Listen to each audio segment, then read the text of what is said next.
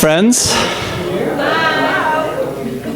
Good evening and welcome here tonight. My name is Colin Robertson. I am the Senior Vice President of Education and Research here at the Nevada Museum of Art, and really delighted to welcome you here this evening for what is sort of the prelude to a weekend full of festivities associated with the grand opening of the Charles and Stacy Mathewson Education and Research Center, which we're just so thrilled about and so excited to be able to start that off this evening with this wonderful talk and discussion about a very special exhibition that's on display in the brand new E.L. Wiegand Feature Gallery on the third floor of the new building. So with that, I want to also just invite you, if you haven't already, we've got a wonderful member premiere of the new building, activating every space in the existing building and the new building both on Saturday evening this weekend, the 23rd, from 6 to 9 p.m. And it is the biggest party of the year, I think. There's over 1,200 people coming. And if you are not one of them, we will invite you to think about joining us for that evening, which is going to be a tremendously fun one. But to start those weekend festivities tonight, we are very honored and very pleased to be able to welcome Robert Kaplan and Margaret Levi here to Reno and to the home of the new home of their collection. Margaret and Bob have spent their lives avidly learning about, collecting, and supporting Indigenous Australian art and artists. Their passion for the diverse Indigenous Australian artists and artwork in their collection, now part of a transformative gift of art generously donated by Bob and Margaret to the Nevada Museum of Art, is infectious, and we're just so grateful.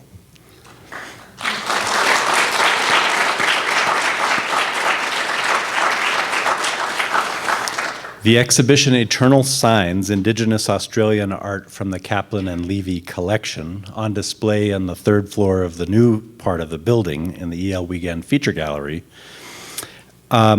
here at the museum is the very best way to inaugurate that new gallery space, and it is stunningly beautiful. The works just pop off the walls in remarkable ways, and it's just a treasure. The exhibition shows selections from their collection and comprises paintings on canvas and eucalyptus bark and logs, plus a number of sculptures made primarily from wood. It was curated by my colleague Apsara DeQuinzio, who's seated here, Senior Curator of Modern and Contemporary Art, and who is joining Bob and Margaret here tonight for a really great dialogue, along with Bill Fox, who is the founding director of our museum's Center for Art and Environment, where he has been deeply engaged in learning about, studying, writing about, contextualizing, and illuminating Indigenous Australian art since he joined the museum in 2007.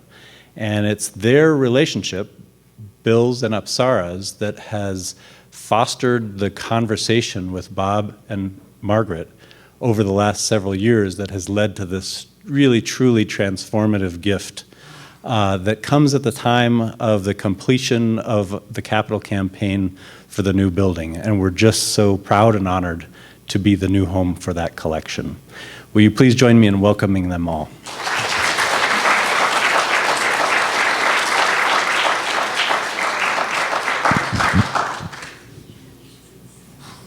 Let's see if this is on. Here, we're on. Good. You know, I'm going to start with hi, everyone. I'm going to start with the question that we always seem to ask Bob and Margaret, which is how they got started collecting Aboriginal art from Australia and why and when they did it and so forth. So it's kind of a constellation of questions. It's a tidy little story. We'll move right through that, and then we'll get to the good stuff. I got married. And I couldn't afford Manet. And to elaborate on that, I was invited. We've not been collecting our whole lives. We've been collecting almost our whole lives together. The collection really developed when we got married, but almost 10 years before that, or 5 years before that, I had been invited to Australia to the Research School of Social Science. I'm a political scientist, as Dorothy knows, my former classmate at Bryn Mawr. And I was there as a social scientist, and I saw Australian Aboriginal art for the first time. Had always wanted to collect something, but had to find something I could afford, could love, and could really begin to develop through adventure and using my eye that had been somewhat well-trained. And then I found and fell in love with Bob, who also was collecting art, but not Aboriginal art, and finally convinced him both about me and about the art. It was a tall hill to climb. But the art was great.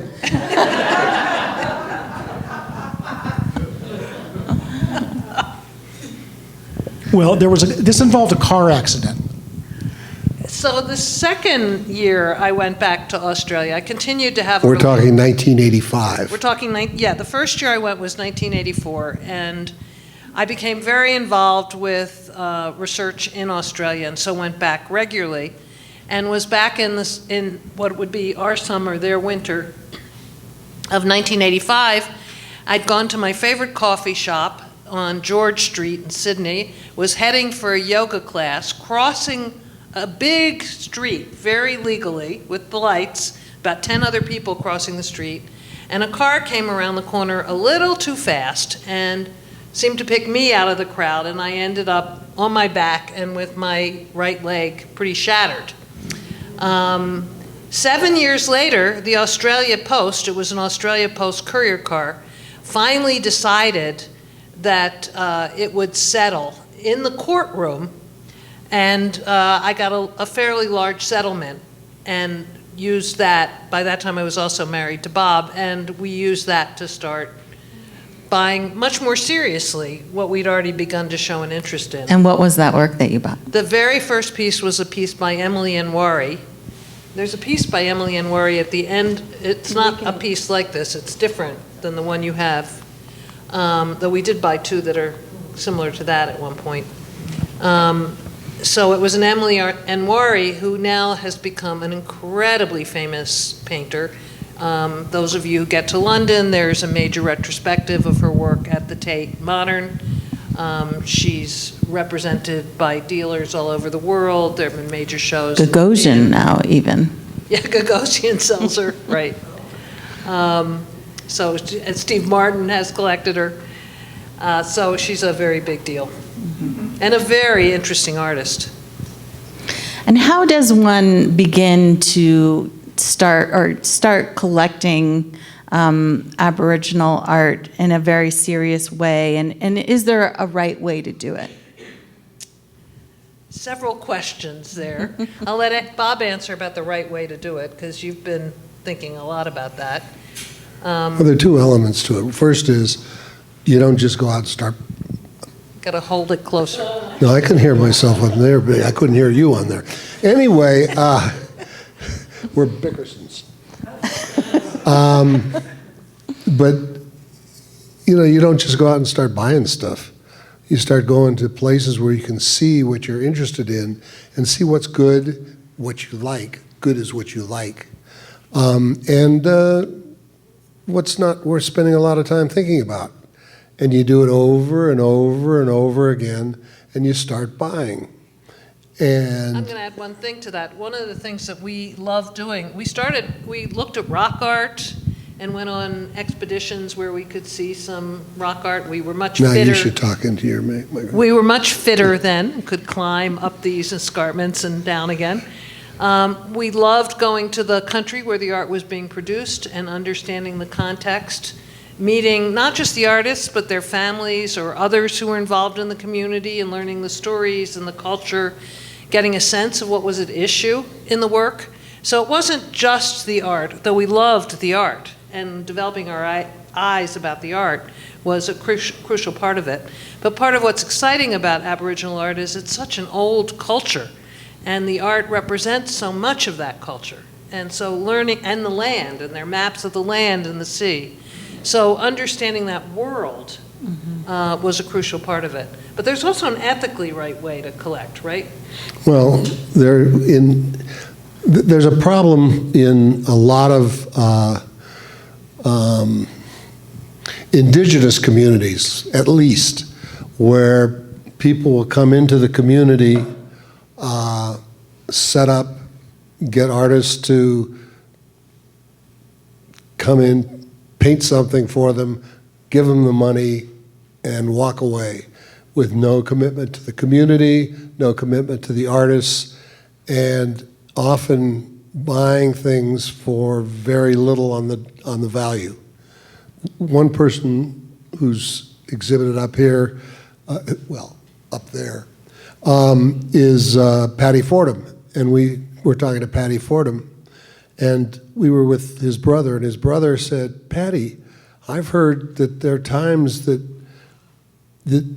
you'll sell a piece that's worth hundreds of dollars for a case of beer." And he said, "Yeah, I do that. I wanted the beer." So there's people who take advantage of the lack of sophistication of the market, and we don't want to deal with that. In Australia, most communities now, it started out some communities, but most communities now have an art center in the community. And these are communities ranging from 16 people to well over 1,000 people. And those art centers do provide an imprimatur of authenticity and legitimate dealing and fairness to the author or the artist and the community. And there's one art center that started a dialysis unit in communities because it was In very remote communities. it was a where 4-hour there are drive to hospitals. Alice Springs to have dialysis. And they bought a dialysis unit, install it in the community, and have it serviced and everything, so that people don't have to leave the community. And this is the arts center that we're buying things from. They also funded a bus that goes around doing dialysis. They built a swimming pool for the kids to keep them active. In the middle of the desert, where there's a shortage of water, they built a pool because it was good for the community. The other side, the low side, is the community, the younger people in the community. One time we're going to a sports event in another place, and we're talking the winter in Australia, and it gets cold at night in the desert. And so everybody left town except the old people, and the old people didn't have enough wood to keep themselves warm and to cook on. So the workers in the Arts Center provided it, took care of it. So we feel very strongly that the Arts Centers deserve support, and the Arts Centers sell to or work with galleries in the major cities. And Promote the artists. and the Art Center and the galleries promote the artists. They're not just selling works, but they're working on building a reputation for the artists. So there's also an ethical arts code in Australia. We're kind of below that level because we know the art centers well enough that we know what art centers sell and where they sell, and so we try to work ethically. There is one Roz was a little bit different because Roz was a woman who had a gallery in Alice Springs, and we grew to trust her immensely. But she wasn't an art center. And in fact, people from the art centers, when they come in to have dialysis, they weren't allowed to paint in the city, and she provided an ability for them to paint. But we knew her well enough to know that people were being treated fairly, and she was working on their reputations and working to be sure the works got placed well. Well, there were also artists who chose to be represented by gallerists rather than to live, for one reason or another, to live in the community. Like Duncan. And like Dorothy Napangardi. Yeah. Yeah. So you're talking about community is a huge word in Australia, and for a lot of different reasons for the Aboriginal people. It's very intimately connected to land, which is country, and law, which is represented in the artworks as well as in oral traditions. There's also a community here in the United States, and it's interesting to see the intersection of these two things, right? So the community here starts for us, right, meeting you in Miami, which is a very interesting place to meet you. I've been in the field with a guy named Henry Scarrett, who was getting his PhD in Aboriginal art, and Henry later moves to the United States and becomes the leading scholar about Australian Aboriginal matters and art in the country. And Henry and I had been in the field, and he was talking about people collecting art in America. So I was in the field working in art projects, art and science projects, and bringing back the results that were being painted or buying them on behalf of the museum or getting a sponsor to buy them, a bank. And Henry knew I wanted to develop relationships with collectors here. And he said, have you heard about Robert Kaplan and Margaret Levy? And I said, no. And he said, we really have to meet them because they're great people and their collection's amazing, it's huge, and they're probably the most important collectors in the country. And I went, well, great, okay.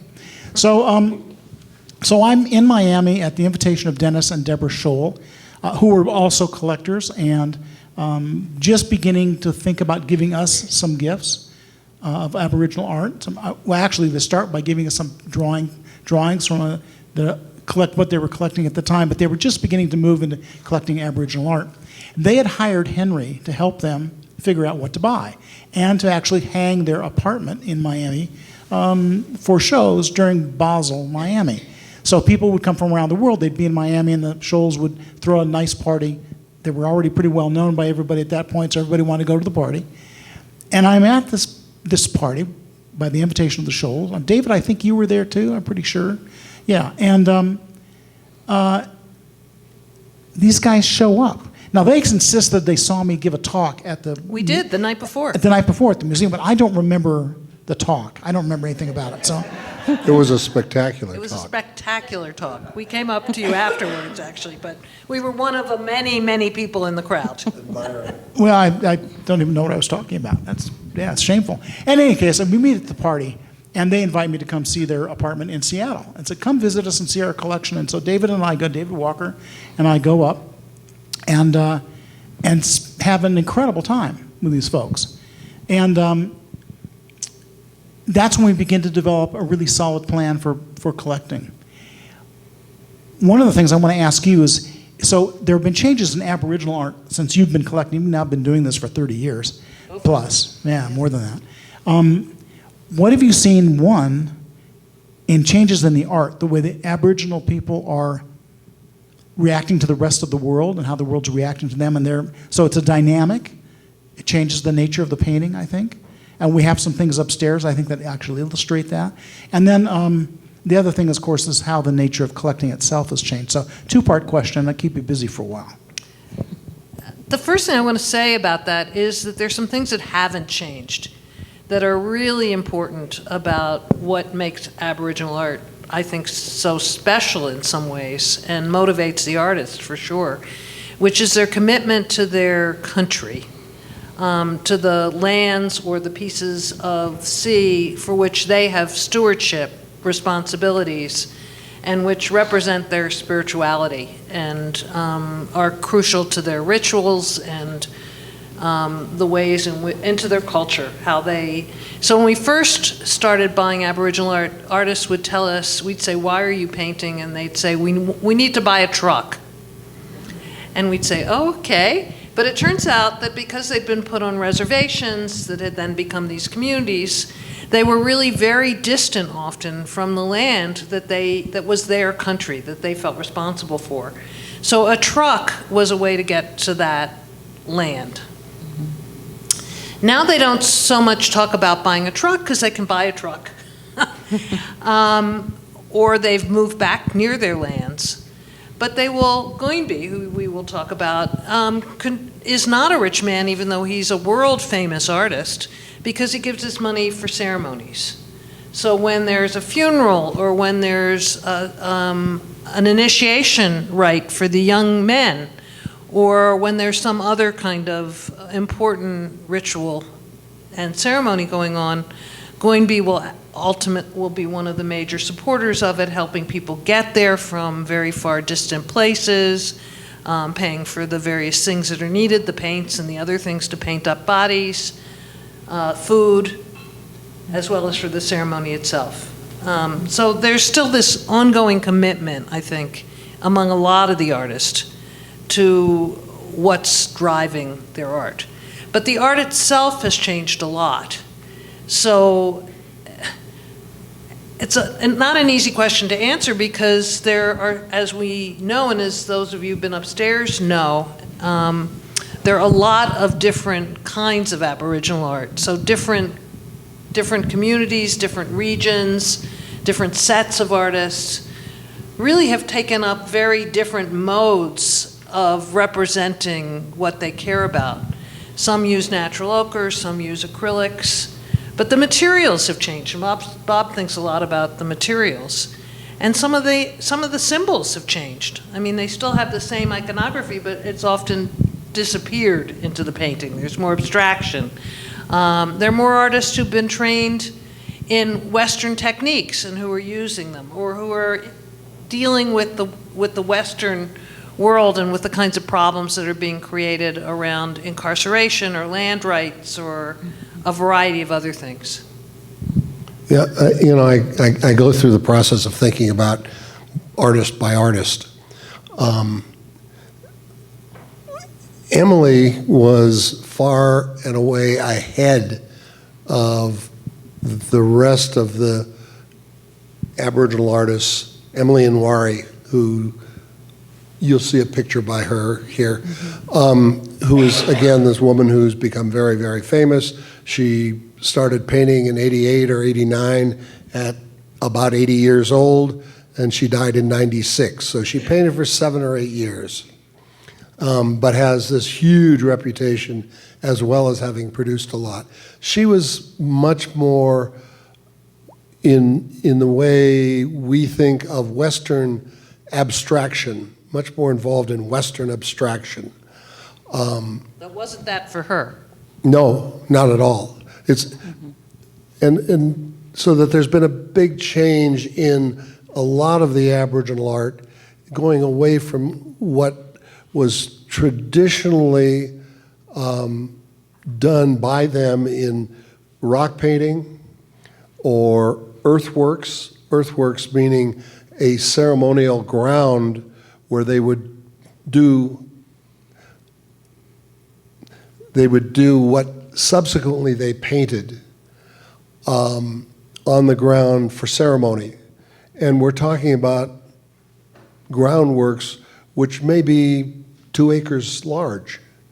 And they'd spend a lot of time doing that, and it involved placing a lot of flowers and this and that, which could be considered to evolved into dot painting. And that was the genesis of a lot of Australian Aboriginal art, either body painting, earthworks, or rock painting. And they have moved away from that to a great extent. So there's a greater degree of abstraction, but no less degree of the consideration of the land that they are working with, they're painting, they're representing. And the community, I mean, some of the painters in the north started painting just to show the white folks that they had a culture, that they weren't a band of crazy prehistoric people who had no thoughts. They had a culture and they wanted to demonstrate it, and the way they could demonstrate it is by doing bark paintings and selling bark paintings. Again, the bark paintings at that time, in the beginning, were very representative, very much a lot of pictorial pieces, and a lot of that has disappeared now for a number of reasons. They're showing more of the cultural meaning to them, in many cases, that had been covered up by the figuration. The other thing She's going to tie it all together for you because I'm just rambling.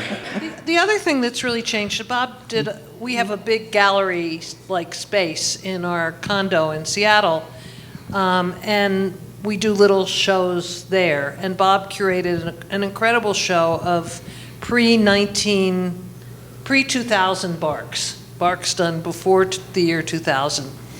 And then there were a few more recent barks on another wall, so you could see the contrast.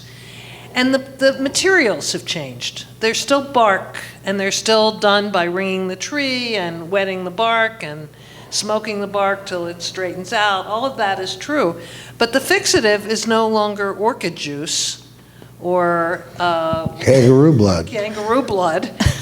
It's now Elmer's glue. And the result is the color of the paints has been totally transformed. So they're much oranger. They're much brighter. They're much sharper. They're very different. I mean, and so that's a transformation.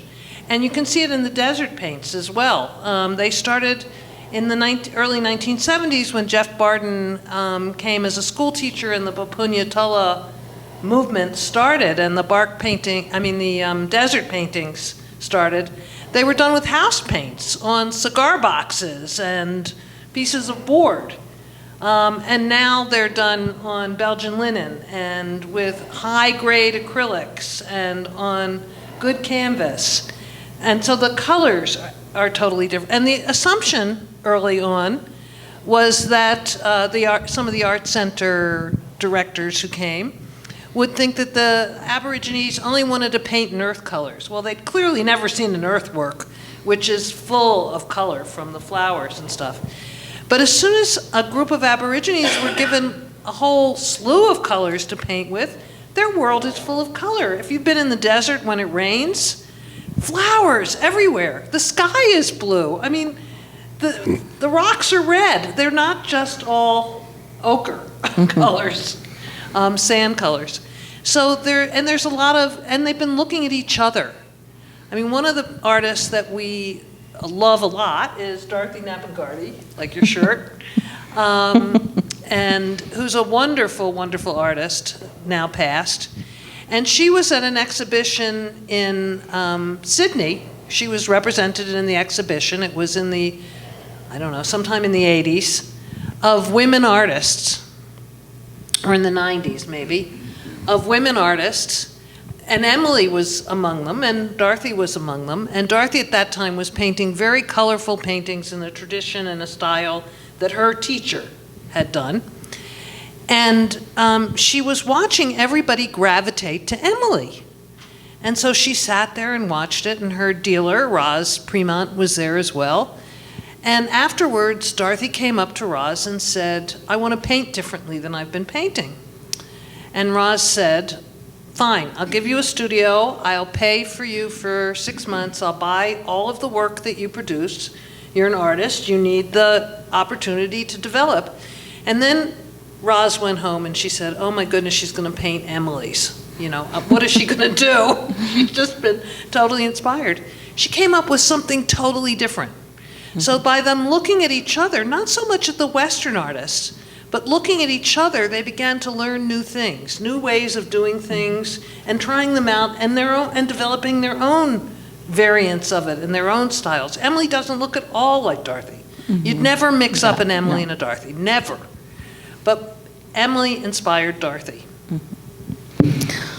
Well, I think it's so evident hearing you speak that you have such a rich knowledge and passion for the work. And you've traveled to up here. We have a map of all of the communities that are represented in the exhibition upstairs. And I think you've probably been to all of them. You can correct me if I'm wrong. But We haven't been to one of them. Urakun, no. We haven't been to Arakun, but we've been to that area. We've been near there. Yeah. So, I wonder if you could tell us a little bit about maybe a couple of the most memorable trips that you have taken.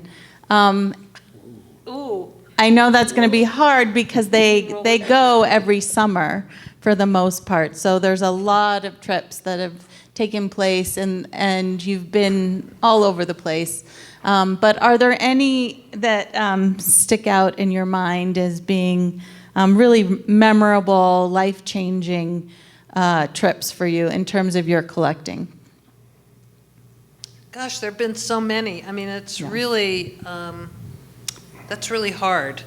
And, you know, you always remember some of the most recent ones, too. Yeah. And we've had amazing adventures and met amazing people all along the path. I mean, Bob just told you a story. I mean, probably the most memorable trip was actually our Spinifex commission. That's one of the most memorable, for sure.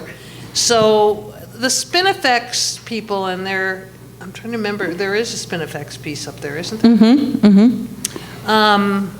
Which pieces?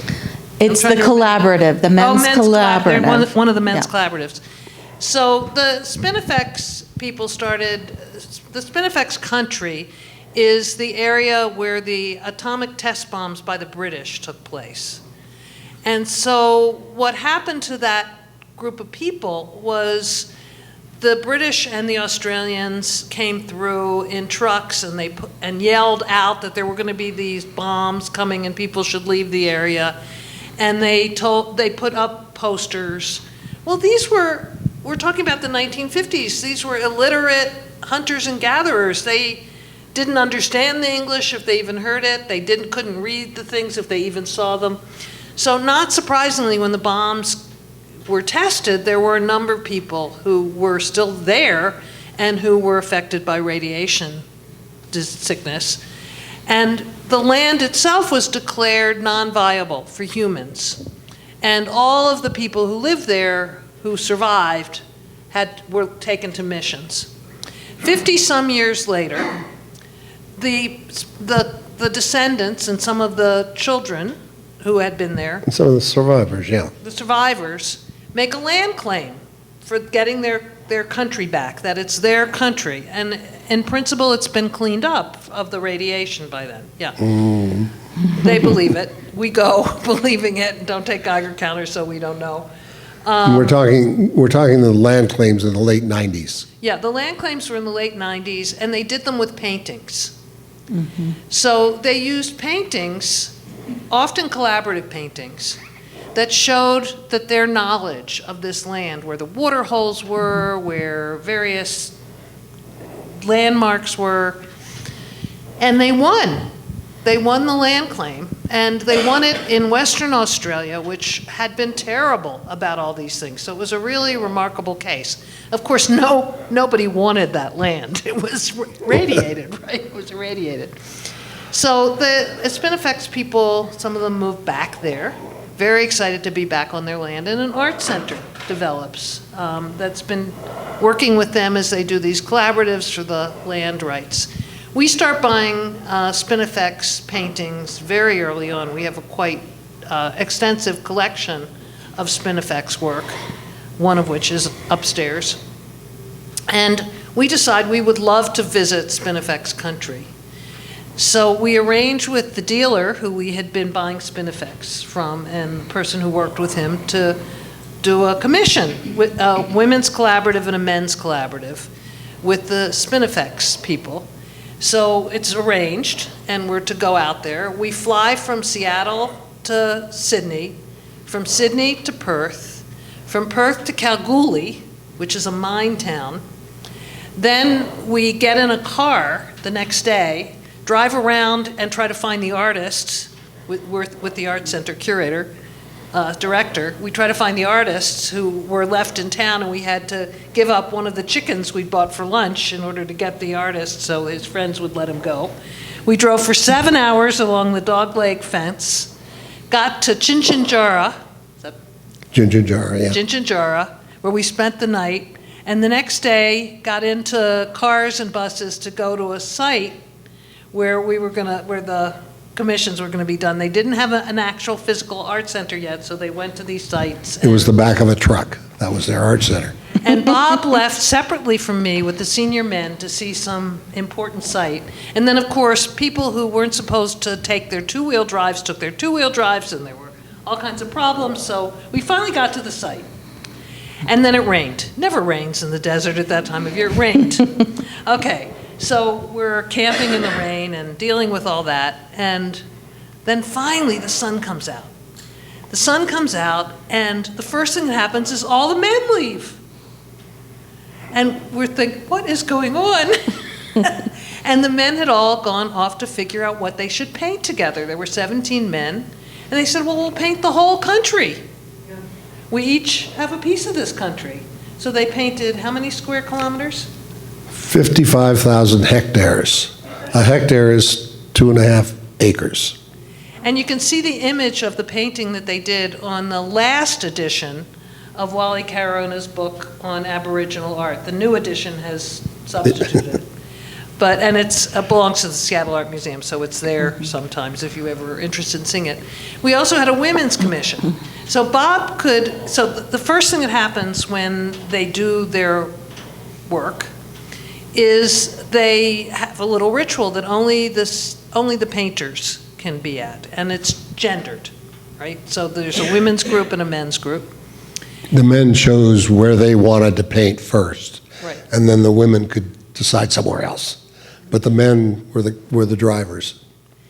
So after they've been painting a little while, other men are allowed to go to their painting. The way they start painting is first they lay down the secret sacred stuff. So only fully initiated men could come to the men's painting until they started doing other stuff, covering up the secret sacred. And the same was true of the women's. Right. And after the secret sacred stuff was being covered, I could go to the men's site, because it was still a men's site, and Margaret could go to the women's site. And only once it got about 80% done could both of us go back and forth to either site.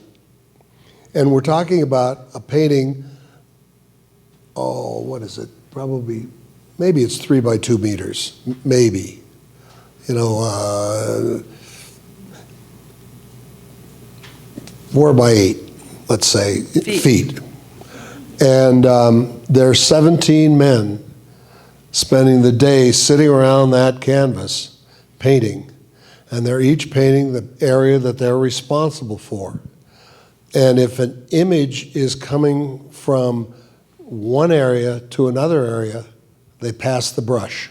So there are 2 big snakes in the painting, and they passed the brush around as the snakes went through their country, so that the right owner of that country would be painting that part of the snake.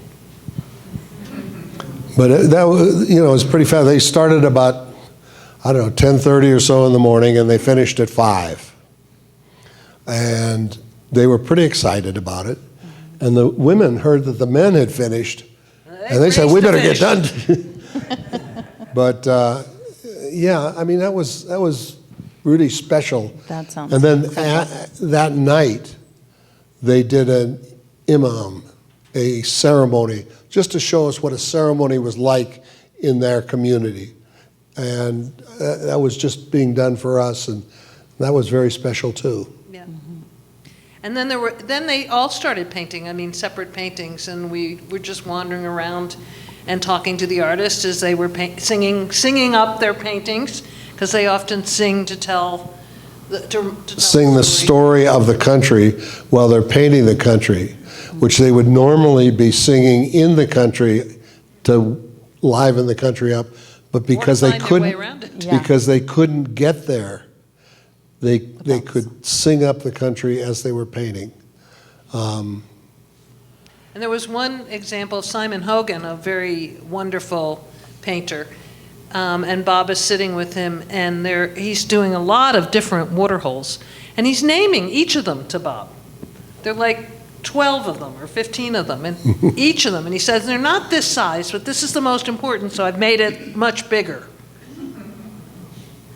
We were with them for about 5 or 6 days, but they were staying out for 3 weeks because they were going to paint their lot of paintings from that trip and then go back to town and not paint in town very much. But it was pretty special. Yep. The first exhibition that we did last year that showcased part of the gift was called "We Were Lost in Our Country." And if some of you saw that, you saw in the video the making of the Nurara canvas too, which was in Fitzroy Crossing, sort of up by Balgo on the map. And so that sounds so special that you got to see that painting made, that was the painting that they used to do native That was title. a much larger painting, and in the video you see people crawling all over the painting while it's being painted, because they don't paint on an easel, they paint on the floor, on the ground. So if you want to get to the middle of the painting, you got to crawl across the painting to get there. And then shoo the dogs off it. But yeah, another really fun thing was we went to a community called Uendamu, and we went out there one year, and then the next year we came back, and Bessie came up and said, "You came back," because so many collectors would go out and they'd never be seen again. But we were showing a bit of a commitment to the community at that time. Anyway, that was fun too. Shorter story. I can see that we've been already talking for a while, and we only have 15 minutes left, so we're not going to get through all of our questions here. But I think we have to talk about Jumbo Marawili and Goimbi Ganambar, who you've become very close with over the years. And we have a couple of their works upstairs. This one is by Jumboa, and the cormorant sculpture in the middle here is by Goimbi. Do you want to talk a little bit about the relationship you've developed with them, and or these works of art in particular? Well, Goimbi is a really, you were asking about painters who've changed. So Goimbi started by the cormorant. The cormorant's fairly early in his career. We bought a painting in the first show that he did, and he was doing barks that were fairly traditional, though different, a little different than the norm. He was always playing at the edges of things. He's living in the tropics. In the community that he was working with for or at is a population maybe 1,000 people. Yep. And we go there almost every year and have gotten to know him very well. And Jumbo, both Goimbi and Jumbo have been to our house at least Jumbo a couple times and Goimbi at least once.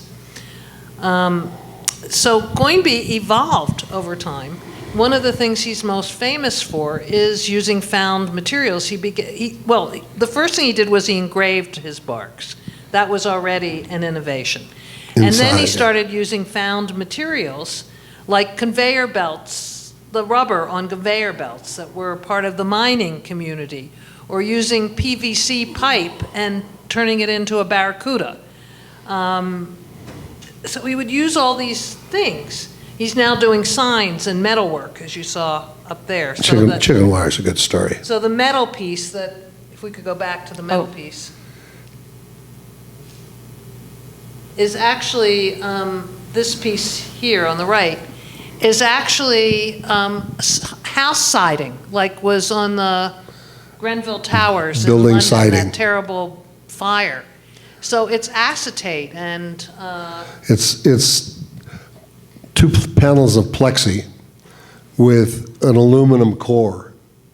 So in London at the Grenville Tower, which was fully sprinkled, the exterior of the building, the siding, caught fire because it's very flammable stuff once it gets heated. But we don't heat ours. yeah, we don't eat it either. But anyway, Goimbi started incising into that and doing pieces like that.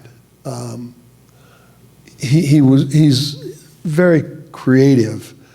There's one story where he came into the Arts Center with a bird made of chicken wire.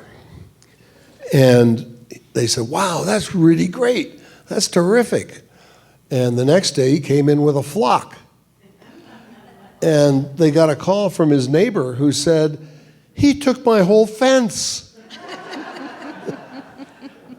But Jambawa, who was a really important community leader and also just a terrific guy, and he's whatever the form of knighting that isn't being knighted, because they don't do that in Australia, but an OB, whatever.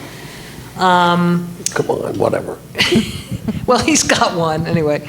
I mean, he's a very important leader and voice for the Aboriginal community. He's also a great artist who was. He's also not just his community, but for the whole north, the communities in the north of the country. He's been on major boards of Aboriginal people, and He's incredibly eloquent. Goinby, when we first met him, could barely speak English. He now speaks very beautifully, but I wouldn't call him eloquent. But Jambawa gives speeches, and you're just in tears, and you've learned so much, and there's such a depth of knowledge and heart in everything he does and says. He's a first-rate artist, but his artwork is, for him, secondary to what he's doing as a leader. And he used the artwork, his artwork and others. He created a whole saltwater bark series to help, made by multiple artists from their community, to make a sea rights claim that for Blue Mud Bay. It was part of the documentary evidence that went into going to the High Court, the Supreme Court of Australia, to get stewardship over their waters. And to make sure that they profited from the economic development and that their sacred sites were protected. And we went to Blue Mud Bay with him. He took us to Blue Mud Bay. That was another very memorable trip. Blue Mud Bay was his country. Throughout Australia, there have been land right claims, and most of them have included art to show how deeply involved the community members that are claiming the land know the land, and the the earthworks I talked about earlier that they were. Get them to have questions. So they're going to have questions too. yeah, maybe if we give them. They'll have time. one question, maybe. Anyway, now Blue Mud Bay. anyway, so that there was established some land rights. They weren't ownership rights, but they had a right to go to the country and do their ceremonies, and I'm not sure exactly what it was. Jambawa thought, there was some despoilage by non-Aboriginal people in fishing in his country, and he established a claim to control the maritime area. And he did that with himself and others doing paintings so that he could show that they knew what was going on throughout that area. And the court gave them control over the area to the low tide line. Not the median low, but the low tide line, which to me sounded like it was a land claim. I think she's running away because we're not going fast enough. No. Give people a chance to ask questions, Bob. I just know that. You turned us on. Give him the microphone. And I have a microphone here if you want to take this one too. I just want to say that with these claims about what lies under the waters, sometimes these are waters that have risen over 10,000 years or 20,000 years. So what has been Aboriginal land has been covered, right? It's no longer visible. The paintings that they make point out landmarks that are under the water, and that you have to just rediscover them by taking a ship out there and using bathymetry, right? You have to send radar down or sonar down to find them. So the High Court was blown away by this. They said, no, that really is your country. You know what's out there. So, yeah.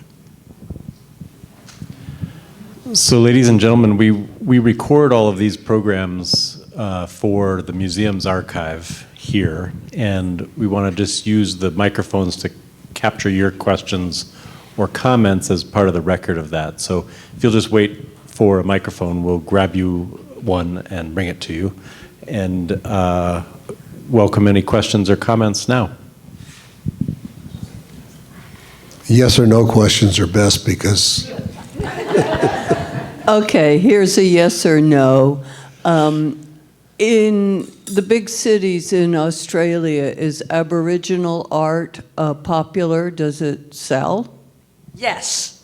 Okay, and then there's a part two, which is it so popular that there are fakes?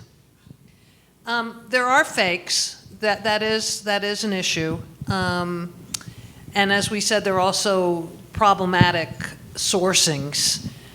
So there's for a long time, Henry Scarrett, who was mentioned, is a very important player in all this, because beginning to really, and Apsara is becoming a very important player in all this, because to begin to differentiate between what's really good work and what's not so good work. I mean, think of any artist, any Western artist. Even under better conditions, there are works that are not as good as others, and you need some real curatorial eyes.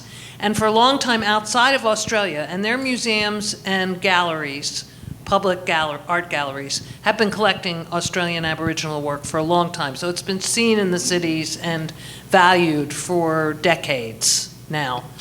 So they've begun to make those distinctions, but for it to happen here required Henry, Apsara, Pam McCluskey at the Seattle Art Museum, Maya Nuku at the Met, and now a group of curators at the National Gallery of Art and a few other places, the Hood, which have been, and of course the Kluge-Ruhe, which have been really spending some time and energy thinking about what makes for. And there are multiple dimensions to this, right? But to begin to distinguish and develop an eye and a sense of it has been a new movement in the United States. But the answer is yes, there have been fakes from near the beginning. And that's why provenance is so important. And there has been disputes about work, whether it's really by an individual because their sister or spouse or son worked on painting it. So is it really their painting? You know, we know about workshops and what's gone on in Western art, but there's something different about that. So there's questions about that, but we don't worry about that. We worry about whether the primary artist is the one that did it, and we know that it came through legitimate sources. No, I meant like the Native American jewelry. Oh, yeah, that too. Outside the U.S. It's a big scandal, yeah. Such a big business. Has that sort of... The didgeridoos are a problem. Airport art. There's a lot of airport art. Yeah, okay. Yeah. And art that, you know, not necessarily by a famous artist, but they say it's Aboriginal, but it's really a Vietnamese workshop.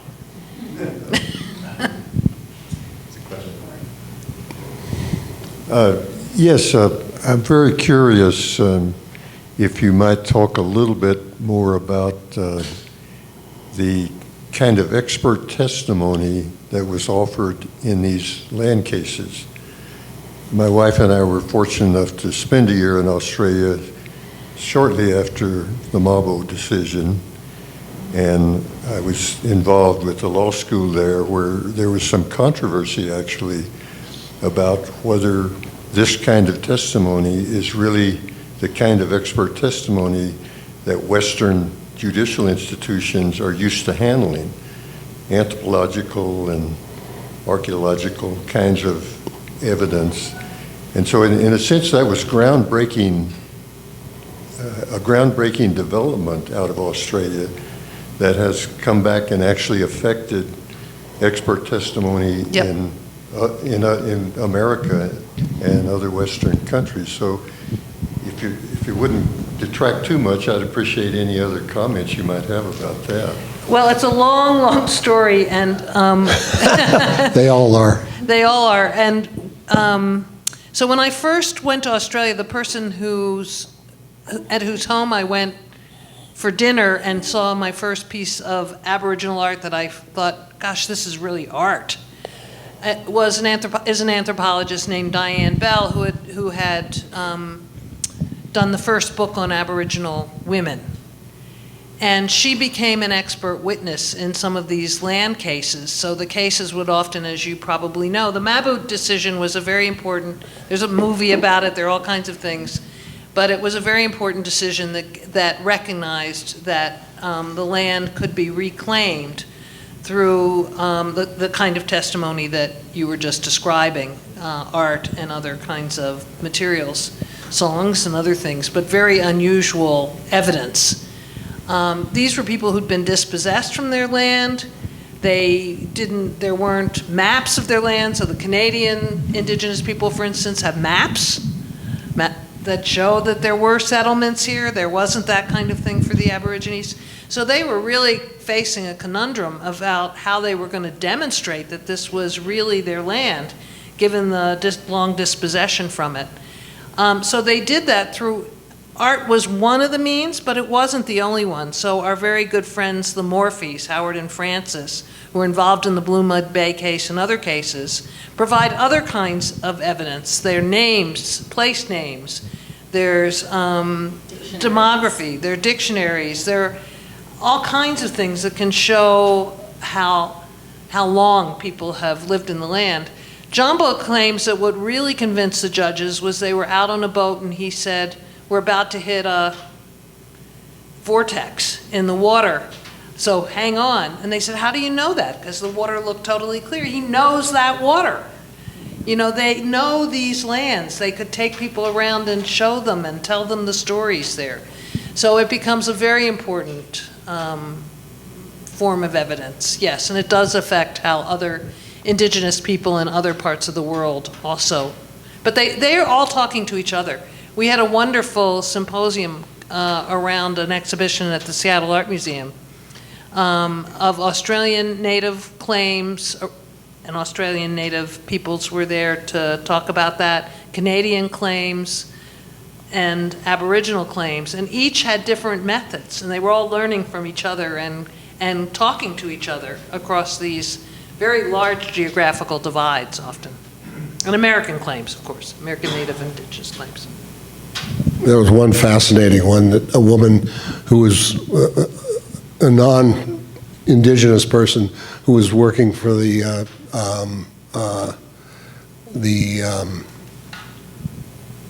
legal services in Alaska said that she was using as evidence the fact that no one else had a name for this place. There had been a village in, and they were the only ones that had it, and therefore they had a legitimate claim for that.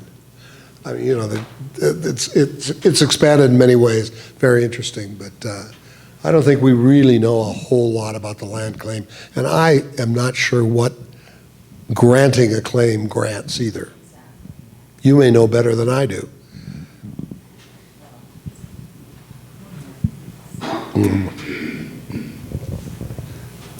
Hi, I wanted to say a couple of things regarding your question about the fakes and so on.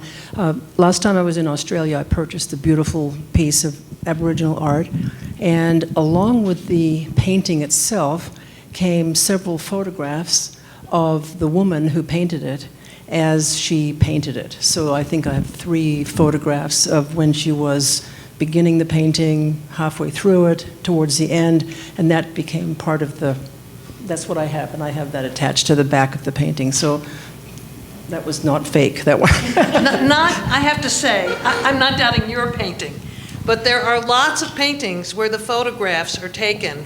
So a well-known artist has her photograph taken along with the paintings, but the paintings are done by someone else. Oh yeah, that's by always a child fun, yeah. or a friend Yeah, or someone else. Or an artist, Anything's a possible. very well-known artist, will sign a work Yeah. by someone else in the community. Amazing, yeah.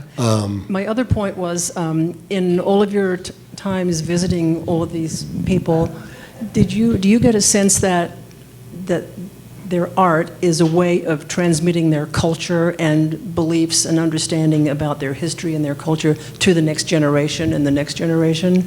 It's not just about establishing that this country is theirs, but is it also how they transmit their culture to the next generation? And are the next generations as interested in learning how to paint or doing the paintings? Is this being passed on? Well, there are several levels of answer to that question. First of all, we've been collecting for well over 30 years now, so we've seen multiple generations. I mean, the artists we first collected are almost all deceased now, and it's their children or we have up at our home a painting by a father, his wife, and their son. So yes, it's passed on to generations, but they've always used art to pass on culture. That's what the earthworks were about. That's what the initiation ceremonies are about. So the real way they pass on the culture is not through the paintings that they do for commerce, but through their rituals and their ceremonies, which they preserve and which they see the artwork as a way to support that practice. And their cave paintings, of course, as well. So, Yeah, you know, a lot of the times, the children would be painting with the parent, painting on the parent's work to learn about things. And, you know, that's a question, does it become fraudulent because the child worked on, anyway. But yes, that's one of the reasons that a lot of people have painted, is to be able to, since they're not on country, to be able to pass country on to their relatives. And you know, there's phenomenal stories about kids 10 years old having been in that country and 40 years later, not having been there since, can tell you where things are, can lead a driver through that country. But back to your question, yes, definitely. But there isn't the same depth in the generations that have not been out nomadically. Wouldn't you agree with that? Yeah, it's a different kind of knowledge. You know, whereas in the north, in the tropics, the Yurkala area that we've been talking about, Goinby and his father-in-law, Jumbala, the younger people, it's a community that's so vibrant that the traditions live on, and they do have an opportunity to go back to homelands, they're called now, back to their country. With that, I think we better wrap up for this evening, but want to ask you, Apsara? I just wanted to just say that it's been such an honor to get to know all of this work through you and through this gift. And so thank you so much. Our pleasure. Wow.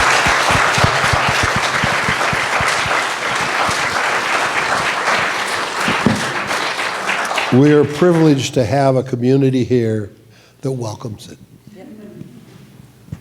We're also privileged that all of you came here this evening. Thank you so much for being here. The exhibition is open on the 3rd floor of the Charles and Stacey Mathewson Education and Research Center, and you can see it until 8 o'clock tonight. And you can also come back on Saturday for the premiere Saturday evening, where the entire building will be activated to celebrate the opening of the new wing. Thank you so much for being here.